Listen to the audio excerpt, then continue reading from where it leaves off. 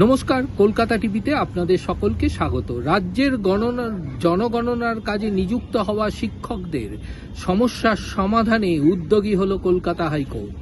বিচারপতি কৃষ্ণা রাও নির্দেশ দিলেন যে অতিরিক্ত সলিসিটর জেনারেল ধীরাজ দ্বিবেদী, রাজ্যের অ্যাডভোকেট জেনারেল সুরজিৎ নাথ মিত্র এবং রাজ্যের শিক্ষা দপ্তরকে মধ্যে সমন্বয় সাধন করে এই সমস্যার সমাধানের পথ বার করতে হবে। মূলত 18ই আগস্ট প্রশাসনের পক্ষ থেকে একটি বিজ্ঞপ্তি জারি করে বলা হয় যে বিদ্যালয় শিক্ষকদের তাদের বিদ্যালয়ের পর একটি নির্দিষ্ট সময় ধরে জনগণনার কাজে তাদের নিযুক্ত হতে হবে। এই বিজ্ঞপ্তিকে চ্যালেঞ্জ জানিয়েই কলকাতা হাইকোর্টের দ্বারস্থ হন বেশ কিছু শিক্ষক।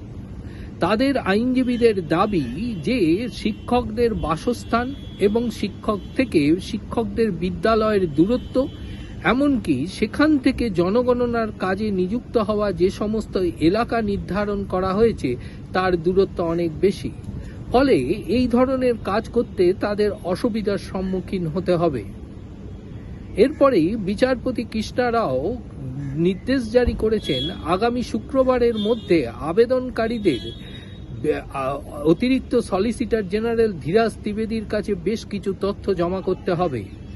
যে তথ্যগুলির মধ্যে যে এই সমস্ত শিক্ষকদের বাসস্থান কোথায়, সেখান থেকে তাদের বিদ্যালয়ের দূরত্ব কত দূর, এবং বিদ্যালয় যেখানে তারা কাজ করেন বাসস্থান এবং বিদ্যালয়ের যে অবস্থান সেখান থেকে তাদের জন্য নির্ধারিত জনগণনার যে এলাকা নির্ধারণ করা হয়েছে তার দূরত্ব কতটুকু, এই বিষয়গুলি সম্পূর্ণভাবে তথ্যসহ জমা করতে হবে অতিরিক্ত সলিসিটর জেনারেল ধীরাজ দ্বিবেদীর কাছে।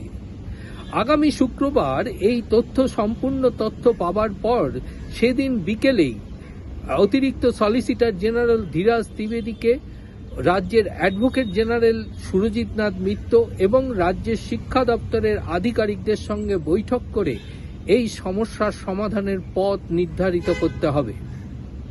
মূলত এই রায় দিতে গিয়ে বিচারপতি কৃষ্ণা রাও তার পর্যবেক্ষণে বলেছেন যে শিক্ষকদের এই ধরনের সমস্যা সমাধান করে প্রশাসনকে উচিত একটি নির্দিষ্ট রূপরেখা বা একটি সমস্যার সমাধানের পথ বার করতে। সেই উদ্দেশ্যেই আদালত এই নির্দেশিকা জারি করেছে।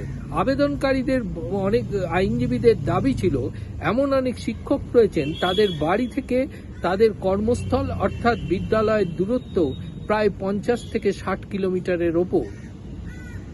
এই বিষয়গুলির কথা মাথায় রেখেই বিচারপতি তার পর্যবেক্ষণের পাশাপাশি এই বিষয়টি সমস্যার সমাধানের জন্য অতিরিক্ত সলিসিটর জেনারেল, রাজ্যের অ্যাডভোকেট জেনারেল এবং শিক্ষা দপ্তরের সমন্বয় সাধনের মাধ্যমে সমস্যা সমাধানের পথ খোলার নির্দেশিকা জারি করলেন।